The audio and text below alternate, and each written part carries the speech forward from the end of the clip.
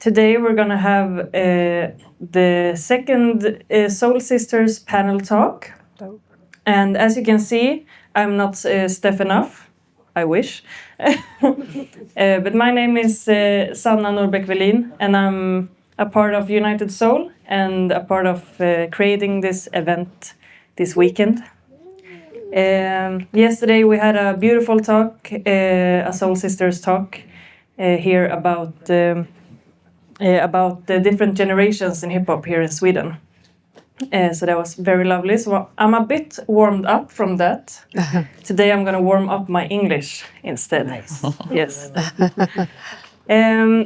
Today we're going to talk about, we have three amazing women up here that's a part of organizing and creating maybe what we don't see as participants, but all the work behind it. So we're going to talk about your experiences and what you're doing now and what you have done, and just have a very nice conversation and talk with each other. And I'm super eager to hear. I'm gonna be like a tvättsvamp som suger åt sig. Yeah, so today we have with us, they're gonna talk more and introduce themselves. But with us we have Mam Foon here from Sweden. Applause. Yeah. We have Michelle Bird McPhee from New York. We have Stacia Faya Edwards from Jamaica. What a panel. Yeah. So let's just start with you telling everyone here, and me included, a bit about yourself. Mom, do you would like to start? Okay. Yeah. Grab the mic. Yes. Okay. Nice meeting you all. I hope we can chat a little bit more after the event. My name is Mam Foon. I grew up in Sweden, but I had Gambian heritage. I'm Gambian Swede. I have worked internationally for many, many years, even in Sweden, but also in different countries in Africa. I have a graphic design background, but went into production pretty early. So now I'm the director for Cinema Africa, which is the Nordic's biggest African film festival. And then I own a company called We the Culture that organizes different events for Afro-Caribbean communities. And then I have Maxime that I program. So I'm a program consultant for Black culture for that event. Woo! Yes. Oh, yeah. Pass the mic. Listen, I want to take it. Trust me. Hi, I'm Michelle, Lady Bird McPhee from Philly originally. I'm always going to claim it. If you know anybody from Philly, you understand. I live in the New York City area. I'm the founder and director of Ladies of Hip Hop. It is 22 years old, or we're going into our 22nd year. So in 2004, I founded this festival mostly to train an all-female hip-hop company that I had in Philly in the 90s, and just to bring those women together with other women throughout the world. It really started very simply with me bringing some of my girls from New York down to Philly, and it grew into this full festival that has been around for quite some time. What else? You had the plus.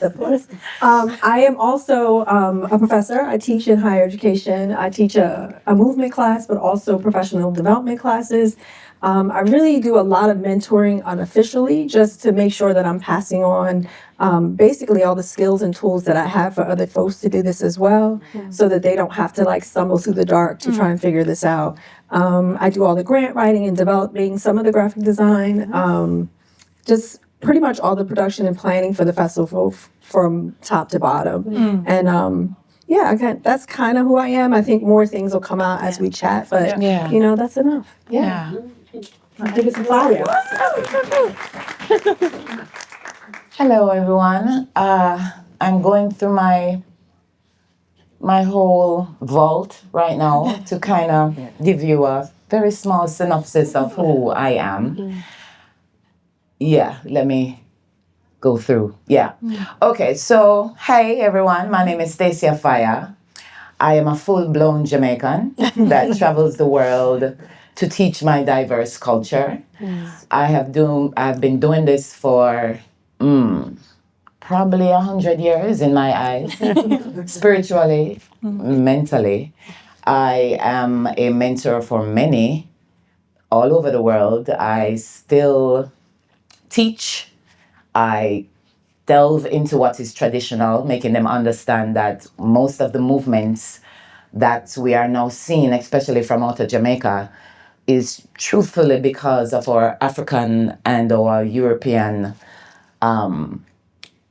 retention vibration that came from slavery. So for them to understand where it is that we are now, you have to know where it is that you're coming from. So I will forever be that teacher. And wow, I've done many festivals. I don't even know, I can't even remember some of them, can I just say?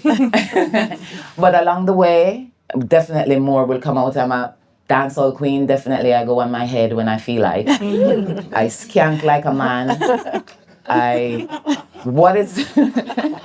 There's so much corners of Stacia Fire. I am the flame that will forever be blazing. Yes. But oh, put it down. So nice to hear. So now you understand what we have here. Yeah. Amazing. I feel very honored that you're here today. Thank you. And that we can take part of this.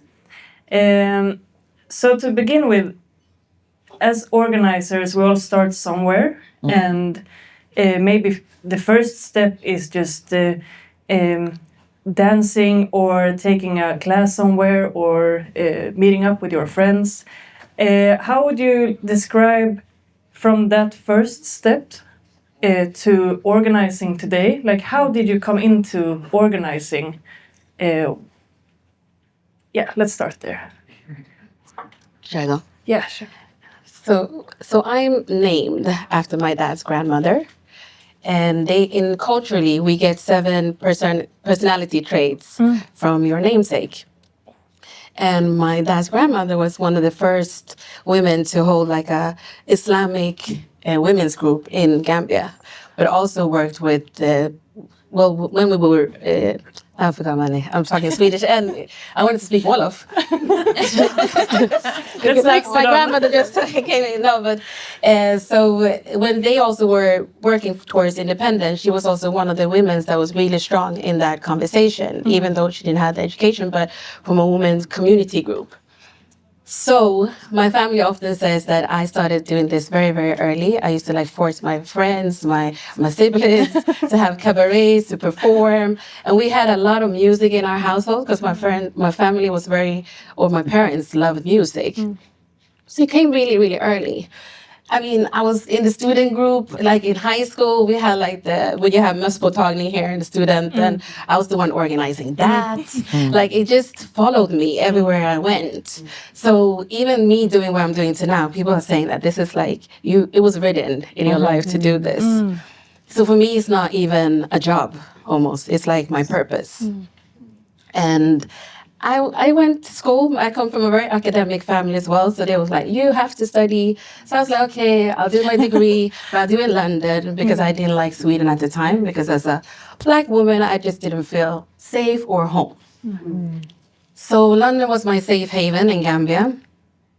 So coming there as well, with the graphic design, I was like, I'm going to use this to get into music. Whatever I'll do, I'm going to be working in music. And growing up as well, I was very conditioned with all these 5 jobs. You have to be you have to be an accountant, a lawyer, or a doctor. So I used to say very, very early that I wanted to be a doctor. So my mom was like, okay, so that's fine. We're going to push you towards that. But then in early 90s, we went to Gambia for independence and went to Stadium for a concert with Youssou N'Dour. And when I left that concert, I told my mom, I'm going to work with music when I get older.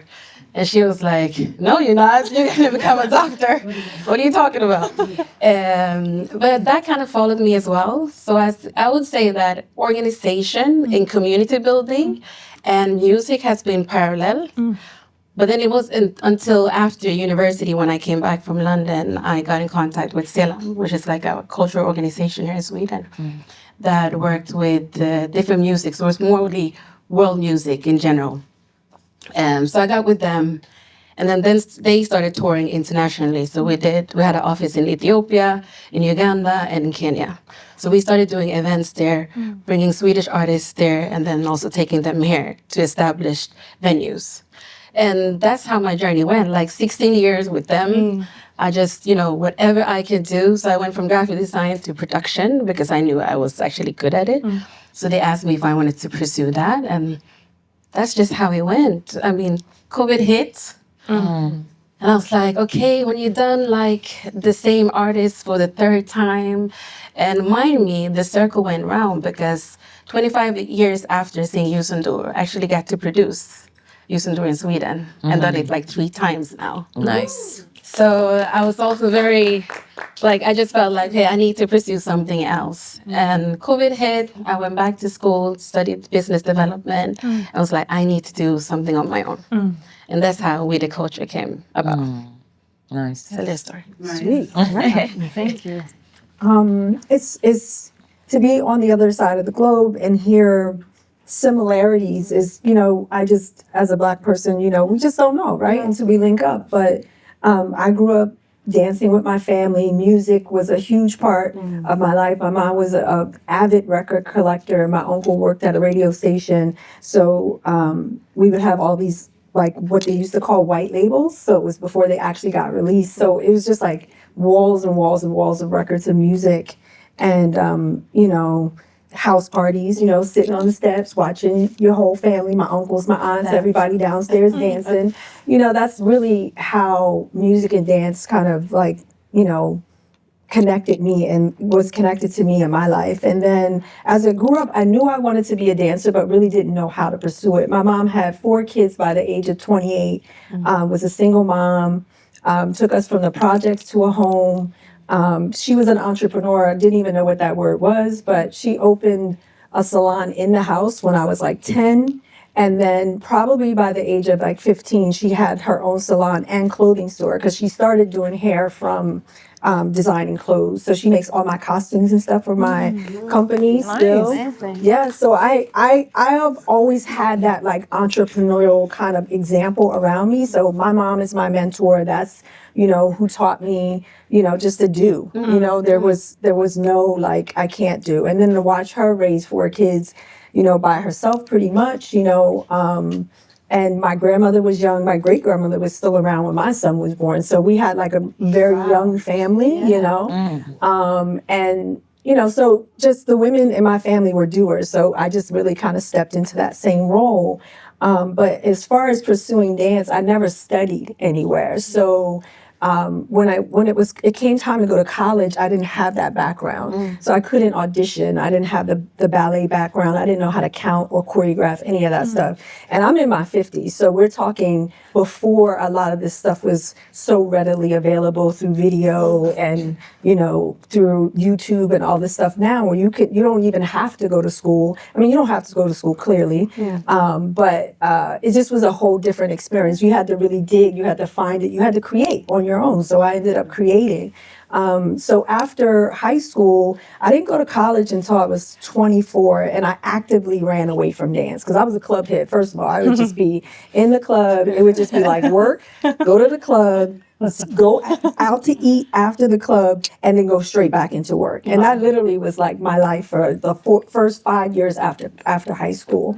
And then I was like, okay, I got to grow up. I got to figure this out.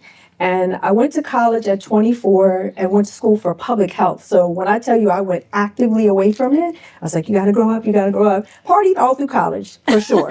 And then at 28, I started my own all-female hip-hop company because there was really no space or no place that was going to take me in because I didn't know how to count. I knew how to club, I knew how to dance, but I didn't know how to like put together stuff. So I just created my own company in Philly. And I was a social worker after I got out of college. I worked with women making the transition from shelters to permanent housing and women making transitions from welfare to working. And I always had women's issues in my heart. So, I'm always going to be an advocate for women in any space. And then my company started and I still was working a full-time job pretty much up until COVID hit. and I'm jumping ahead. It's a long story, but through starting that company, right, in my 20s, and I had to kind of figure out how to run a company, how to count, how to choreograph, how to write the grants, all of that kind of stuff, and it ended up just kind of coming to me naturally.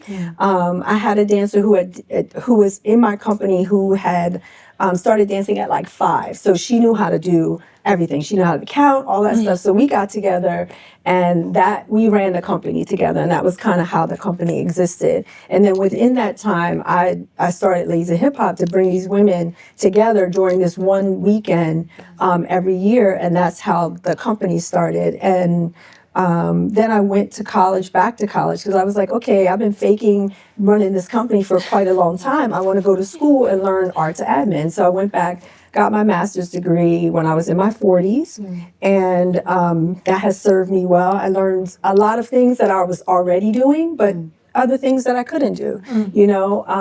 And I made connections in a way that I would never had, you know, had I not gone back to school. And then, you know, after that, kind of the market fell out in the US of like arts jobs. They started cutting them, you know, and they've continued on until even now, you know. But so I couldn't get a job in the arts, even though that's what I had gone back to school for. So I was working at like checking people in at studios, anything that would keep me close to dance, but I had to have a job because I had a kid, I was married, we had a home, you know, we had cars, we had bills, you know. So, you know, I've worked full time pretty much all of my life until the pandemic hit, and I kind of said to myself, I'm gonna stop working for other people and doing all this amazing stuff for other people, and I'm gonna work for myself, you know. But I had learned along the way. I learned production. I worked for this really old arts organization in New York called Brooklyn Academy of Music, or people know it as BAM. I worked there as a production manager, and I learned so much about how to take a space from zero to whatever event you're putting on. And then I worked for NBC. I worked for a television show for another 5 years. And then at 50, I jumped off the cliff and I started running Lazy Hip Hop full time. Company, performance company, you name it. We got our hands in a little bit of everything and still building the whole time. We've been working the whole time we've been here. So, yeah, that's my journey. Now I can. Amazing. Shut up. That's it. Okay, it's my time. Full blown. I was born in the theater. My mom is a actress, singer, dancer. My grandmother is a dancer. She just danced in front of the television the whole time. So I was doing my homework in the theater, and I was watching this production happen all day, every day. At a certain time in Jamaica, you have people who rehearse from, say, January straight to probably April, May, and then that's a production continues. So I was a part of that as a young child. But somehow the rebel in me didn't want to work for people nor even learn from people, you know. I went to the street mostly to express myself. And that's basically where most of it started, the street. I loved being out there. I loved trying different things. I was that person who would just not want to go anywhere else but to party, to learn. Somehow that was my college, you know, that was my university. And after a while of realizing this love that I have, which is so deep, I went into trying to figure out how now can I make some money from this, you know? So I started creating. I'm a Scorpio. So I'm an inborn spirit of creation. I even came up with cooking classes during COVID. So I would have online classes and literally add, yes, and do you want to do some cooking classes? This is Jamaica. You need to learn how to curry something or fry something, you know, because the love of the food is always there. So I am into food. I am into having excursions with my classes. So I found different ways of making it. A lot of the stories have been flung to a side because to go deep, it probably would take like 3 days or 4. Nevertheless, that was the start. I love to have productions done. Even I got the opportunity of going to Wales where they studied me for 2 weeks and then created 3 days of festival based on the information that I gave them. So having that vibration, I am now pushing for more festivals to happen, hopefully, in Jamaica, if not, around the world, you know, adding the value of what it is that Jamaicans have, the diverse culture of having like 13 traditional folk forms from all of what the history is telling me. That is why we behave. It's an inborn spirit, you know, and with that, I continue on and on and on, and I ain't stopping. And I'm way past 50. It's amazing to know that we're in the same vibe. But yeah, as a dancer, this is what keeps us active and young. So I will push it for anybody to stay a dancer. I really don't believe in the Babylon, what we call the workload situation. I tried it. Then I realized I don't like it, you know, definitely. Yeah. So I can't even remember what the question was, but definitely keep going once you are a dancer, once you like to perform, once it is that you have a vocal that will sing, because I'm now doing my 3rd album, which is kind of undercover type of vibration, but I think I'm throwing it out even more now, especially because Jamaica is going through what it is going through. So yeah. I hope I answered everything. Thank you. Yeah, blessed love. Thank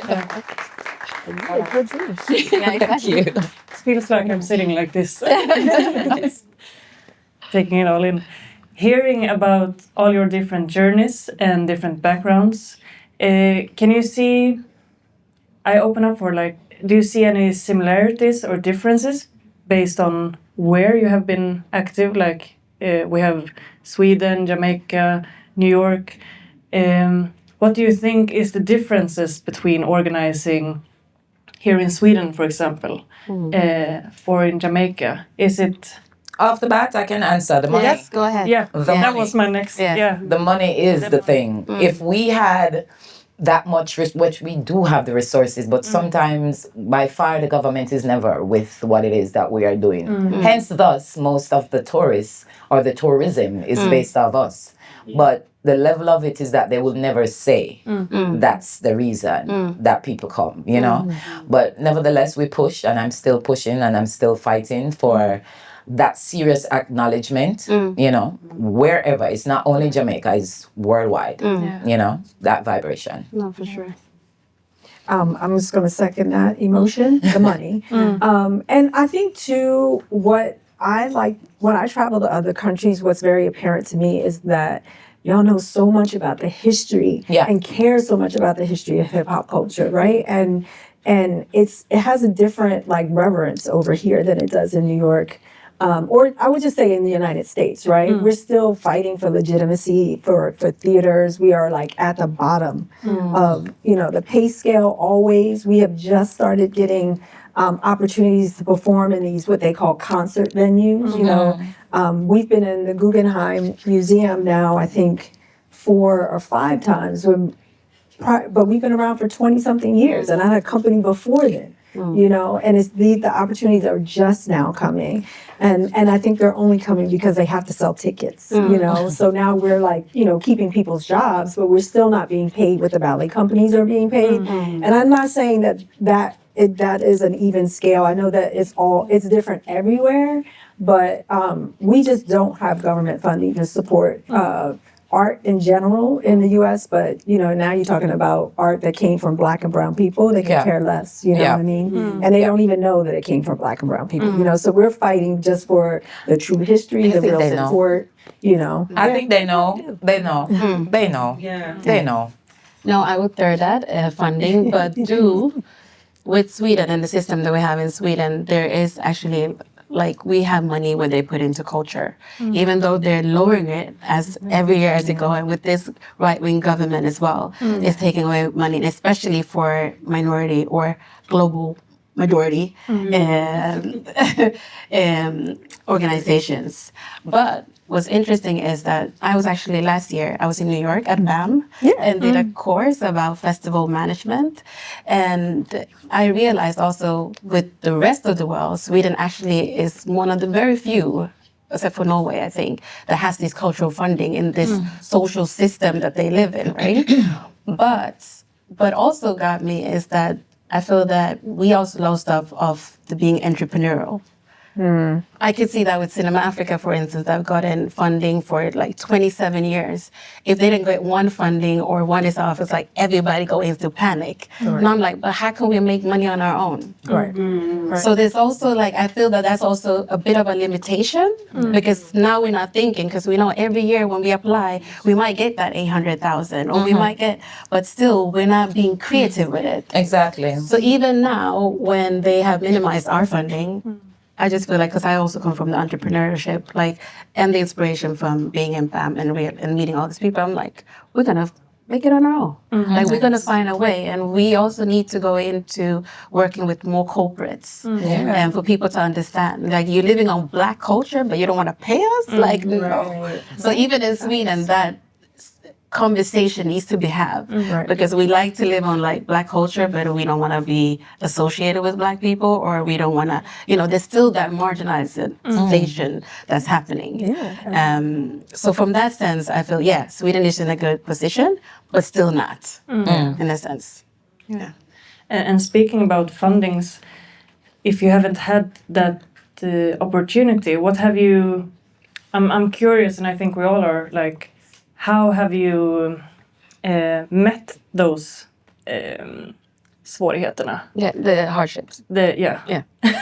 So how have you dealt with them?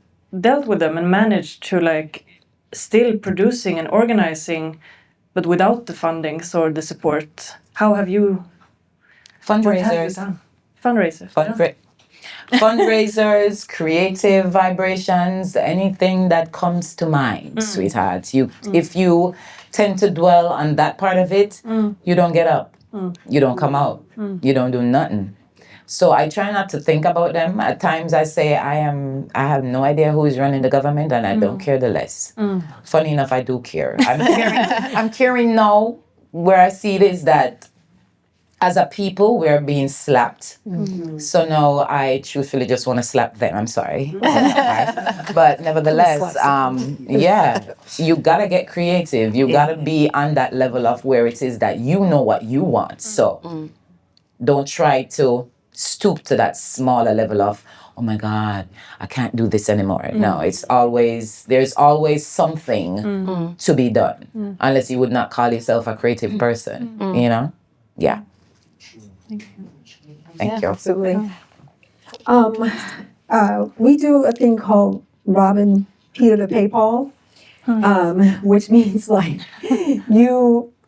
honestly, I self-produced that festival until year 19, I think, and then I had Snipes come on board to provide me some money. Basically still not pay for all the festival, but and you give up so much, right? It has to be all, kind of branded out. After you've put in all these years of work, then they say, oh, this is big, let's just jump on board with that, right? But it's all, credit cards, and this is why I work full-time jobs until, I was like, I have to keep a job so I can keep funding Ladies in Hip Hop. Like literally, that's like what I would say. And, I would pay for everything up front and then hopefully make my money back on the other end, which we know we don't, most of the time. We never make the money back. But, I'm finally getting to a point now where, like I said, we're getting opportunities to perform so we can make, bring in revenue through the performances. The festival is big enough now that, it does bring in at least enough money to pay those bills. Lots of merch. Lots of merch. That's where we make money, selling merch. But it's a puzzle every year, to figure it out. And never is government funding ever a part of it. Most like state and federal funding in the U.S. don't fund festivals either, because they look at that like, a one-off, right? Even though it's a festival that's been produced for 20-something years. It's not, you have to be like you have to have a company, you know, and even though we are a nonprofit organization as well, they're like, so what is your programming? What do you do? The festival is the programming. And they're like, but we don't fund festivals. So they don't care. You know, I mean, we ended up dropping the name, but it's still like, once they look at so we just are just Leads of Hip Hop now, you know, so I could apply for more funding. So you got to kind of trick the system a little bit. Sometimes it works, sometimes it doesn't. For the big grants, it doesn't work. Yeah. You know, so, and then we can usually get project grants, which are like smaller grants, like, you know, $5,000, $10,000 for the company to like do some research or create some work. You know, nothing ever to like really sustain us as an organization, pay employees, that kind of stuff won't happen. Not for us. I just think, like, as a whole, as a culture, like, all the different Black cultures come from not having anything because that was stolen from us, like, historically, right? Yeah. So I think my mindset has always been, like, even though my parents had it really, like, well off, we were established and so on, but we were so, society marginalizes you in a sense that you always have to think, like, how can I get through this because I didn't get the A that the other student got because I got B, but I had more grade, you know, I should have had an A. So that struggle has always been through school, or teachers telling me, oh, I don't think you should go for this course because I don't think it's going to be hard for you. Like, who are you to tell me? Like, what I can do? I know I come from greatness. So you're going to tell me what I'm going to do? So for us, I think, like, and I think what I speak first is like we've always had to come up with ideas, and that's what creates the creativity to move forward. Like, I'm not going to panic if this doesn't go. I'll find another way. And if that doesn't happen, it wasn't meant to be, and you find something else and you learn from it. So I think it's just a mindset of like, we keep on going because that's the only option we have in everything that we do in life. And especially as a Black woman. In anywhere in the world that I am. Period. So for me, it's just like you find your way, you figure it out. I mean, even with when I see We the Culture, for instance, we've been doing this for 3 years, and there's other companies out here that are also doing stuff, but they're being approached by bigger companies to do like festivals and do other stuff, but we haven't. But we're also two dark-skinned people doing this, but it's still not. Of like, should we? There's still uncertainty in working with us, even though professional and could do it and have executed 150 times over. So for me, it's always been like, I don't depend on nobody except for myself and what I know. Facts. Like, you cannot tell me anything that I don't already know. I have weaknesses too, but I will work on them. But I think for me, it's like mindset and the way to show up in this world that I have to. And then basically connecting with other people who are having that Having same the same, mindset. exactly. And then it will work. Yeah. I'm sorry, I don't. No, it's the same. No, because it made me think a lot about the community. Yes. How important it is to have a community, and how have you been working with like community building and creating those spaces? How has that been for you? Oh, it's been amazing. I mean, there's so many people that have the same outlook on the world that I do. So for me, I've always done it after what the needs are. Like, it's like a business. You see a problem, you try to solve it. And so for me, it's just navigating through space and understanding people and understanding what people need. That has been like my Northern Star.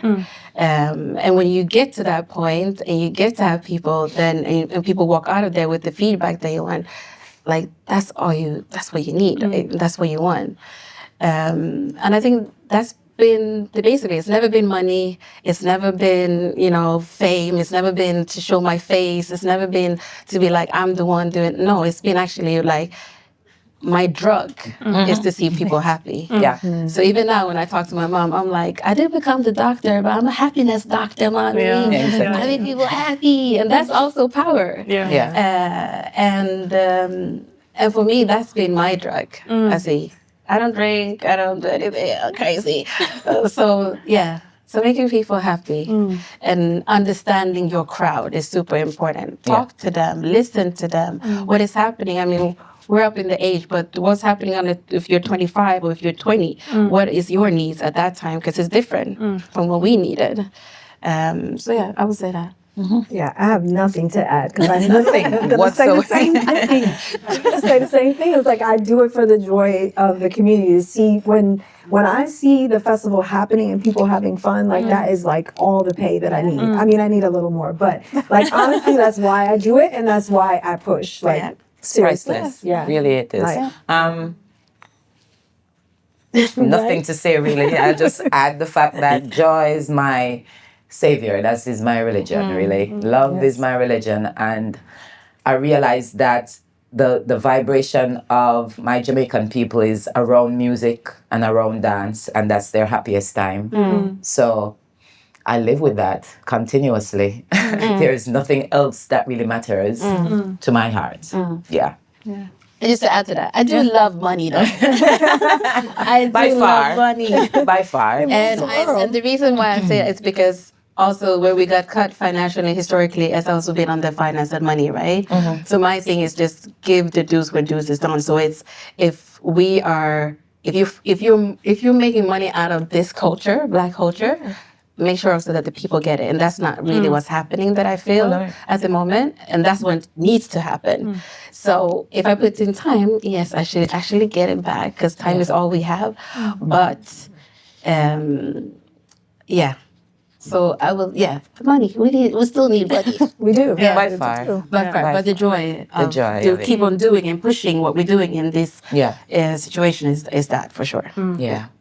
And I think it's a nice reminder also, like talking about community, because the events or the festivals are nothing really without the people. So just by sitting here as well, this is a community. Like we make this happen. It's not the United Soul only here creating this weekend. It's all of us in here. So I think it's a very nice reminder for all of you to be like, I'm actually here and I'm taking part making this happen.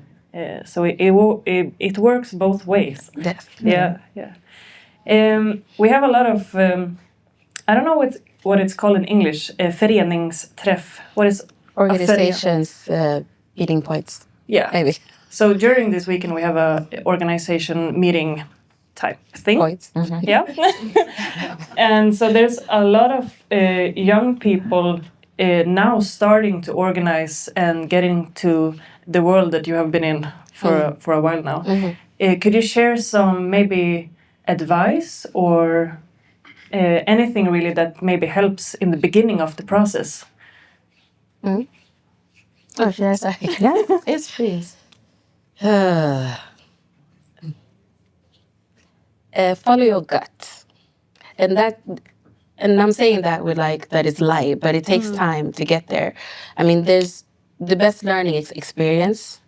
You will not get away from that, and you really need to fail. You really need to lose money. You really need to like mess up real bad sometimes. But that is like your strongest learning. And I think I've been also doing this for like 20 years now. And I become resilient in that I know what I want. And if you're in that situation, people always want to like give you advice. Oh, you should do this. Oh, you should think about that. Oh, you should do. And you should definitely listen because that is your Northern Star. But you should also know how to like choose and to what to listen to, right? And with that, I feel like, okay, that's what it is. And for me, it's been, like you were saying, it's been a vibrational thing of knowing what is right. Yeah. And I think that's the gut thing. And if you have that, then you'll be able to do things every time. And that will push you forward into like going into the different streams that you go into. So I would just say, just do it. Just do it. Fail. Do it again, fail, try something else. What did you learn from it? And then you do it better the next time. And eventually you get to a point where you will master all the nonsense and like flip it off. So you know when you're doing an event, okay, I should not do this, I should not do that, and I should not, and then you have it. So it's a learning process. It's a process that you cannot get away from. That's what I was. I'm gonna start going first because she keep taking my hands off. That's what I said. Can I go again? No, it's great to hear though, because now I know that the way I think and the way that I feel is Right. the right path, right? So to people starting out, I would say okay, it's not always a straight line to where you want to get to, right? And take the detours, even though it may not seem like it's getting you there. The people that you meet on the detours may help you jump ahead further in the queue. And also, everybody that you meet is important. Treat people with kindness, because you never know how they can serve you in the future or how they'll be involved in your life in the future, right? Most of the things that I've gotten to do and partnerships that I've made have been through friendships, right? People introducing me, people speaking up for me. It stop trying to, like, what they say, network up and build with the people around you. I know we say it all the time, but I'm telling you, it's a gift. It's a gift. It's a gift.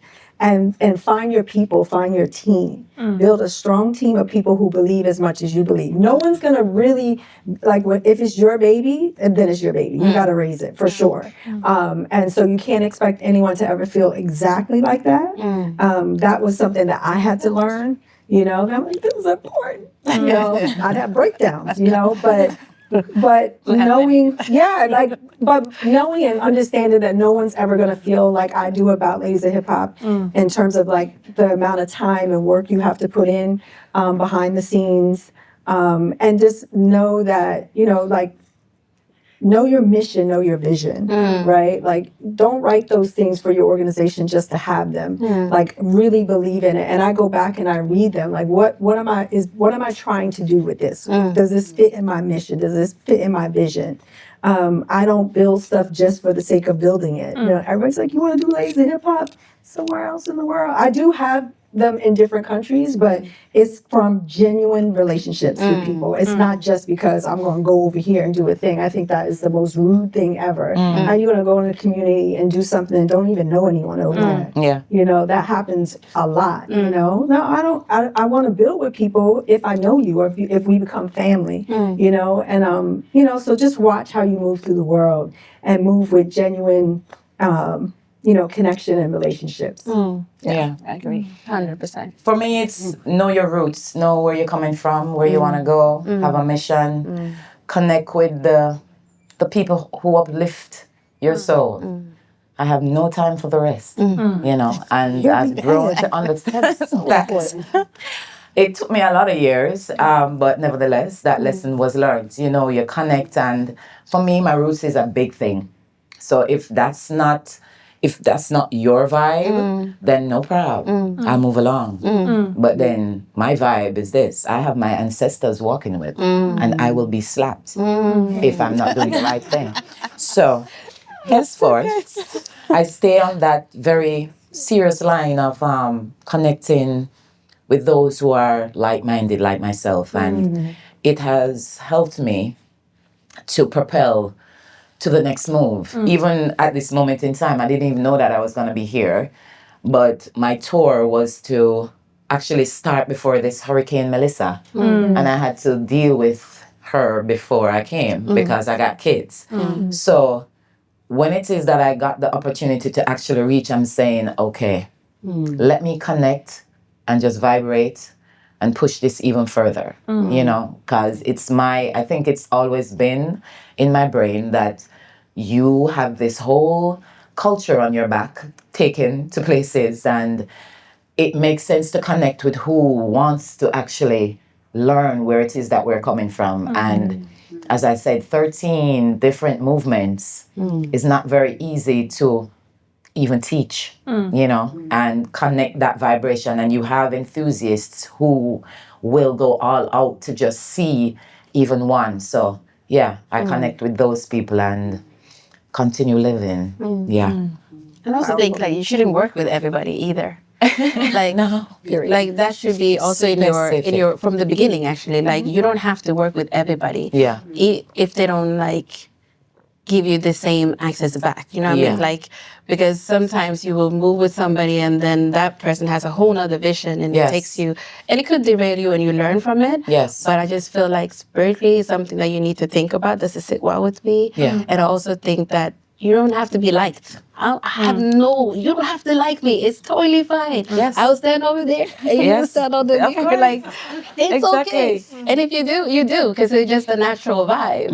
But I don't have any like you don't have to validate me because I already know myself. So Exactly. so those things as well, like work with yourself, like work with your self-esteem, Yeah. work with your muscle of like organizing, and that self-esteem will come from that. Yeah. And then you have more direction in that as well. Like, Yeah. yeah.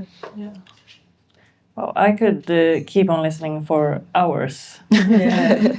We have a few minutes left, and I want to just open up if there's anyone here, Kind of. that has any questions. So I'm gonna go out with this mic, Yes. and then they ask I need a weekly for call Martin. with y'all, Yeah. like, Yes, please. Send us me a- charged. Yes, please. I love that. Y'all was Wow. saying all the things. You giving me the Thank you vibration. so much for sharing all your knowledge and experiences. It's been a roller coaster. Sometimes you relate to it, and it's like, you know, I can even hear some things that my mother went through as well. So it's really nice to see how you keep going forward. It's just one thing that came to mind. I don't know if you had to go through that, but if you did, cutting people off in the process, Yeah. because as you mentioned earlier, you're working with people who are close to you, someone you trust, and at some point you might realize that you grow apart maybe for different reasons. And do you have any advice during that process, like any advice for you that would be like how to deal with cutting people off who are close to you, people who you never thought you would have to cut off? Do you have anything to add to that? I can just make one statement. You're growing up, so you got to move on. You know, not everybody have that same path that you're on. And if you realize, honey, just go. Yeah. You know, you will find your team. As she said, you will find your people. Your tribe will find you. You ain't got to look hard. Trust when I say that. Thank you for that. That's a great question. I mean, this is on tape, so. But I actually had to, I would say a long-term friendship ended. And it was really, really hard for me, and I was very scared because I had immense respect for this person still. And I never really envisioned kind of being without this person in this art form, right? You know, so it was hard, but we grew apart. We grew in a different direction, and what it made me do is stand up in the ways that I think, you know, she stood up for me, and it brought new people into my life. It just, you know what I mean? It Even just, quicker. you know, and I mean, Leaving new space for yeah, and we're in You the same gotta. community, so we still see each other, you know, and it's all good. But you know, just two totally different paths at a certain point, you know, and you know, just kind of went different ways, and it happens, and it's scary. You know, it felt like losing a family member. Yeah, absolutely. But Absolutely. yeah, but life goes on. Yep. You know, Yep. and I mean, I have kids, or I have a son, so, you know, I just realized, like, you know, nothing is more important than my family, Exactly. you know, and, And yourself. yeah, and myself, yeah, my own needs. Yeah. You're right. Yep. I have a similar story to yours as well, with a friend that I was really close to, and we've been close since we were like 10. And we started off in the music industry together, but then I realized, crazy enough, during the time when I was getting a divorce, that she was just as toxic as him, and she needed to go as well. But that time period was like, I grieved somebody. It was almost like somebody died. But when I came out of it, it was just like, damn, like I'm free. Yeah. Like Yep. it was so many things. Yep. So now also when I meet people and feel the same energy, I'm like, you're out. Like Yep. you cannot stay in this Yep. space. Yeah. Right. So and that has taught me a lot in business. It taught me a lot in work, like in any areas of my life. Life in general, yeah. Yeah, absolutely. that helped me to navigate into like understanding, okay, who are you? Why are you doing this? This is very manipulative. You're gaslighting me. You're saying this and then you're doing the other. Jacqueline Hyde. No. Yeah. So so it helped me. So it's really hard for me to, like I'm saying this to you now, but it's almost like I wish that you should meet somebody like that Yeah. and then get out of it. Yeah. Because that's the release, right? Yeah. Because it's good for us to meet those people. Don't be afraid. Like we also have to see them, also see them for who they are, and then go. So sometimes I don't want to put a toxic person on you, but I wish that, or maybe you met somebody already. But Yeah, it's a part of the process. it's a part of the Yeah. process. It's industry Yeah, in general. So, enjoy it. yeah. Enjoy the ride. Of course. Because when you get out of it, the heaven is gonna open up. Thank you so much. Thank you so much. Yeah, we can do one more question. Yes, two more questions. Yeah. Hey, woman. Hey. This goes for you. Yeah.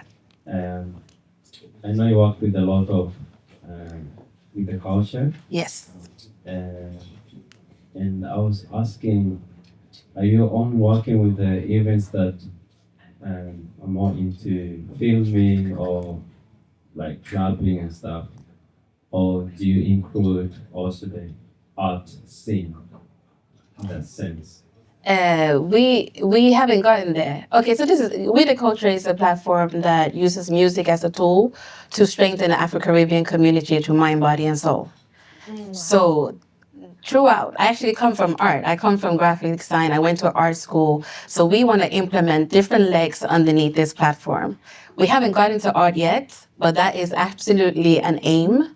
And now we're just building with the platform that we have because it's time to do that. And we're like in a momentum at the moment, but it's absolutely part of our manifesto within time. That's why we have health. That's why we have exercise, fitness and vibes. That's why we have the Women of Color in Business Network. That's why we have Afro Rave, 3030. Like we're trying to just balance our expertise and what we know under this umbrella. So art is definitely within time, something's going to happen. Yeah. Oh, did I? Thank you so much. It's so inspiring to listen to you.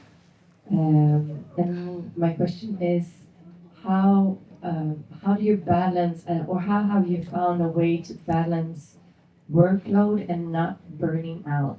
And do you have any tips or like inspiring words on that note?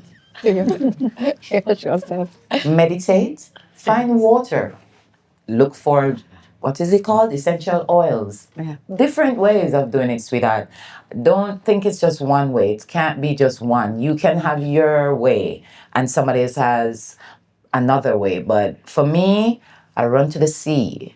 I vibrate with nature.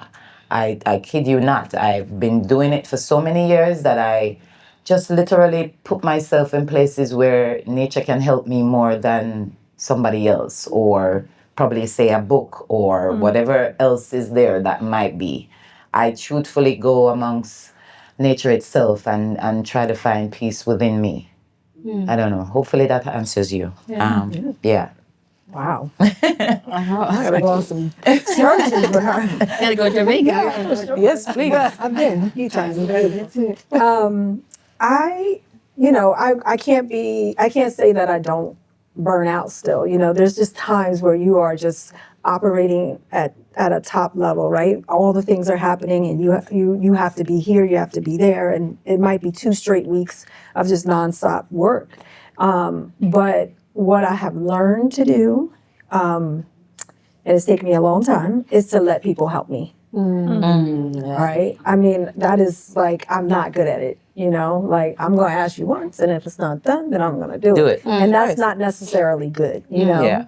It's not good, because then what ends up happening is everyone's like, well, she can do it, instead of number one, just like rechecking in, people get busy too, right? And again, it's my baby. It's not like at the top of everybody's brain, right? And so I have to really force myself to like build relationships through asking again. You know what I mean? Or checking. Because sometimes things get done twice and it's like, I already did that. I'm like, oh, I'm sorry. You know, like, so just allowing people to help me has really changed a lot for me. Because I used to get sick after the festival every year after that week, I would get sick, like literally go down. Flu, whatever bug it was, I was out because I was just like doing everything, you know, and micromanaging people too, you know, so you got to make sure you have the right people doing things, you know, like if you have somebody working at the door and every time you turn around at the door, they're gone, you know, like that's the kind of stuff I would have. And I'm trying to run the festival and the next thing, you know, I'm like checking people in, registering them, you know, like again, just making sure you have the right people in place and especially for like really critical things. And it's the small things that are critical. Yeah. You know, it's not the big grand stuff, you know, because a lot of that stuff gets done, you know, by the venue or, you know, whatever crew or whatever, you know, but I'm micromanaging the crew. I'm like, where's my team? Like, you know, like I just had to grow up in that way, you know, because I was creating my own stress. Yeah. So There's also leadership. yeah. Burnout. Yeah. I don't know what that is. No, I was kidding. I would say probably the same as you, like just delegate, but also planning has been like a really good resource for me. Like now I put in every little thing. I just put it in. And then in the bigger picture is like for me grounding, like going home to my parents and just hang out with them and remember actually what life is about. Like your work is not your life. And then I leave the country. Because Sweden for me is not that good. So after, even prior to COVID, like every year in January, I will go to Gambia and start my year in Gambia in January. And that was my way of grounding, going to the sea, just putting my feet in the sand, sitting with my grandmother and my cousins and family, eat good food, learn stuff about my history, go on the market, and just be. And the thing is that for me, at least, like when it comes to the relationship that I have between Sweden and Gambia, when I'm in Sweden and in Gambia, I can be. Nobody thinks anything. You're just one of us. Right. Nobody's asking you weird questions on the street on a Monday, Tuesday morning. Like it's just sitting with yourself. So that has been my thing, to just go home also to Gambia and release everything. Every year I plan I have a goal, what I want I do it with my girls before I leave. I do this session where we do, what's it called again? When you have this, I forgot the word. Vision board? Vision board, thank you. So we sit and do that in December. And then in January when I'm in Gambia, I basically write my goals for the year to just like set them in. And that's been a ritual that I've done for many years, except for this year. So that's why I'm a bit lost this year. But I'm going. December's coming. December's coming. So I'm going next year. So yeah. Nice. That's it. Thank you so much. Yeah. Thank you. Thank Most you. welcome. This is great. Yeah. Got me some new friends. We can go talk more. But thank you that's been up here with me. And thank you all who came and did the community work here today. Tonight there's Soulmates downstairs at 8. Yeah. And then all night. So then we can also just go and release. And there's also the dance hall party at Nolinga tonight. Yeah. Yes. So you can choose the Soulmates or the... It's our party. Yes. But yeah, again, thank you so much. Yeah, thank you Let's for having give them us. a big applause. Thank you.